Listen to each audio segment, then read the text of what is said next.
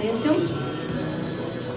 Šobrīd, tuļot šīs te ļozes, es jūtos tieši tāpatās kā kopā jums. Kaut kas ļoti, ļoti skaists, bet ir mazi cēlonīši, ir mazi sadatiņas, un ja tā ciešāk paspiež, sāp. Tieši tāpatās kā jums.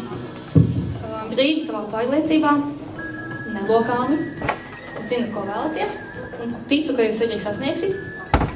Bet, ja paskatāties sev aiz mugurām, tad jūs redzat durvis.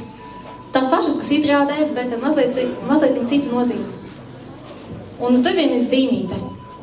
Cienījamie 12. klases audzēji. Šā gada 21. jūnijā jūs esat aicināti atvērt šīs durvis. Un es aicinu jūs savlaicīgi parūpēties par sekmīgu evakuāciju.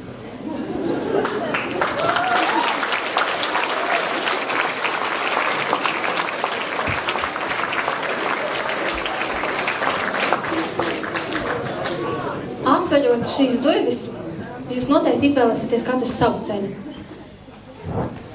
Bet nesteigsimies vēl laiku pa priekšu. Ir tikai viens eksāmens nokārtots. Vēl būs priekšā negulētas naktis. Vēl būs priekšā nokavētas stundas. Vēl būs priekšā daži eksāmeni. Mazs solītis, kas vēl jāpārkāpj.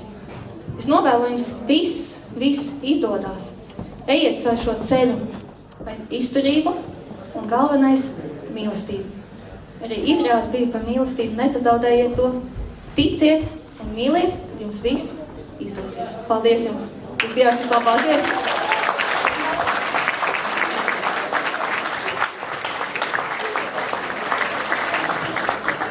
Paldies arī visiem, kas šodien atnāca kopā, būt šai priecīgā reizē 12. klasi.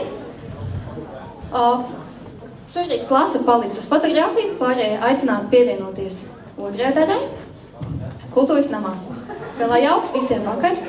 Paldies, ka bijāt kopā.